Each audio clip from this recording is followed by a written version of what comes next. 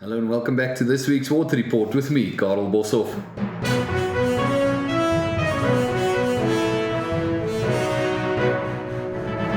Hello and welcome back to this week's Water Report, where we discuss anything and everything regarding Newcastle's water.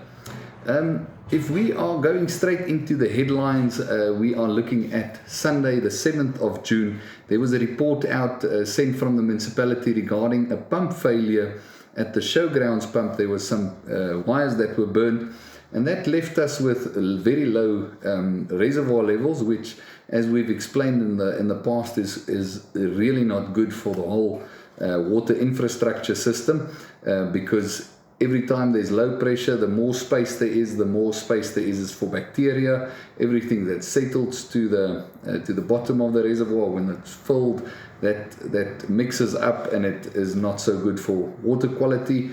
Pipes that run dry have an osmosis system of everything that's outside. Everywhere where there's a leak, there's contaminants that can leak in. So that wasn't a good day, but that left people without water in areas of Signal Hill, Skynswigte and Avery Hill. Myself had to make a plan for my makeshift backup system at home to have some water just for the toilets and so. And then on Tuesday, the 9th of June, the municipality notified of a burst pipe at 33A St. Dominic Street, which resulted in no water in the area.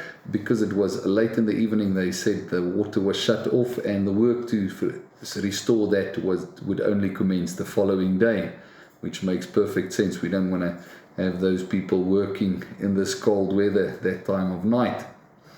Also on Tuesday, interestingly, there was not a report, an article from the Newcastleian saying that Utrecht water supply fails and leaves residents without reliable access to water for weeks. Now, I don't know if you know this, but our plant here in Newcastle also sends water to Utrecht, but it is a different infrastructure system there also, and they are struggling. But this whole system just shows you how fragile a water infrastructure that is not maintained is, and what can result, which is happening in Dundee and places all around us. And well, that if it gives you a bit of a glimpse of what can happen here, so it's always good to try and have either a backup system or get yourself water independent. We can help with that for what it's worth. Then going over, there was a notice by the municipality for a water disruption in Madadeni, section 1, 2, 3, 4 and 5. The water was shut off to make space for the connection to flow to the Madadeni Mall, which they are busy constructing. We see things are developing there. I was just there the other day to look at the water infrastructure, as for that plant we are trusted to treat the water there going into the facility, because it's not only from the municipality. There's big storage coming up to have backup and so on for the facility. And yeah, we're excited for that project. I saw they did put a very nice metal clamp around the asbestos concrete pipes feeding that part of Madadeni. But nonetheless, the water was quickly, it was in and out, off for a while. 2 hours later, it was back on. Now, just before I made this report, there was a notice sent for today, the 11th of June, which informs the residents of water supply interruption again in Signal Hill, Avery Hill, Hutton Heights, Pioneer Park, due to another pump failure problem at the showgrounds. Now, we've come to realize that the backups are not so readily available on these pump stations. The municipality, due to funds and so on, run on less pumps than what's supposed to be there. I don't know if it's exactly the same case here, but if the backup was in place, I would think with a valve or two closed and open, there would be another pump feeding water to the reservoir, but that doesn't seem to be the case. So as I'm sitting here, I'll probably have to go home to makeshift that plan of mine, actually pumping swimming pool water through the house. Luckily we have filters for drinking, which makes it safe and so on, but it's mainly just for the toilets and some washing and so on.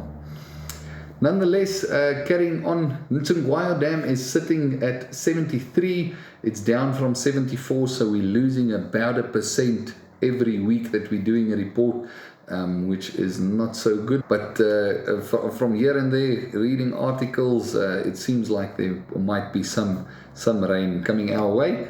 But time will tell. Our PM 2.5, that's our air quality. We're monitoring that on the IQ Air app, and it's sitting at 15, hovering around the 20s recently. So it is much up from the about the 12, 13 that it always was.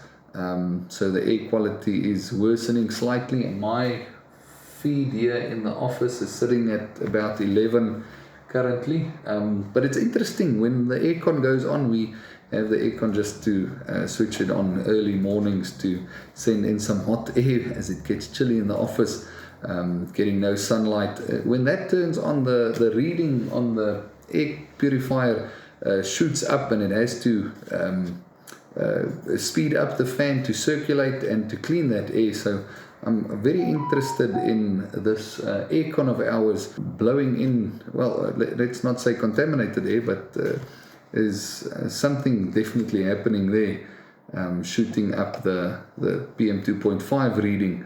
So if you have the same issue, maybe that's a good thing for you to check. Oh, on that note, these air purifiers, we sell them for 1,790 Rand, and it comes with the built-in PM 2.5 reader, which it checks your air and adjusts the fan speed to stay as quiet as possible, but to make sure the air in the room is purified. They work quite well. I have one at home also.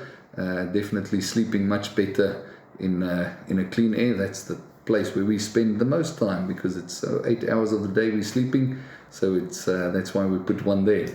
But nonetheless, what INTEGRIPURE has been busy with, I actually am a bit late with this water report because we were up in Gauteng just checking out some suppliers, seeing what's new, what can we upgrade. We constantly trying to do things better, because we know there's always a better way. But if we wait for the best to give you a filter, we'll never install anything. So yeah, there are some upgrades, exciting stuff we are going to be researching. Here's something you'll see. For example, this is something we love, a filter which you can literally flush out rubbish accumulating. It's a cheaper option of other designs and options we have, but where you don't have to constantly replace filters, you can just flush it out yourself by opening the valve. That's something we're excited about, seeing how we can implement that. So trying to stay ahead, seeing what happens, what's new. If this video is of value to you and there's something that you want to share with somebody, make sure to share it to them on the socials, on WhatsApp or Facebook. Other than that, stay safe, Newcastle, and we'll see you next week.